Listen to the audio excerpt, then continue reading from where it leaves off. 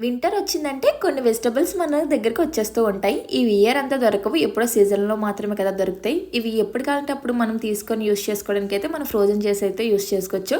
ఇంకా మార్కెట్‌లో దొరికిన ఫ్రోజన్ కన్నా మన ఇంట్లో మనం హెల్తీగా చేసుకునే ఇంకా మంచిది కదా! ఇవి ఈరోజు ఎలా ఫ్రోజన్ చేసుకోవాలో నేను చెప్తాను రండి. నేనైతే ఇక్కడ green peas and sweet corn అయితే తీసుకున్నాను. ఎప్పుడైనా వెజిటబుల్ రైస్ అయితే చేసుకున్నప్పుడు కొన్ని వాడుతూ ఉంటాం కదా! కొన్ని కోసం అయితే మనం మార్కెట్‌కి అయితే ఎళ్లి తెచ్చుకోలేము. ఇలా మన ఇంట్లో పెట్టుకుంటే ఎప్పుడు కావాలంటే అప్పుడు యూజ్ చేసుకోవడమే. ఇంక నేనైతే ఇవన్నీ ఒలిచేసుకొని పక్కన పెట్టేసుకుంటున్నానండి వేటికవి. ఇవైతే నేను అర కేజీ అయితే 40 రూపీస్ అయితే తీసుకున్నాను గ్రీన్ పీస్. మొన్నటి వరకు అయితే 60 అలా కూడా ఉంది రేటు.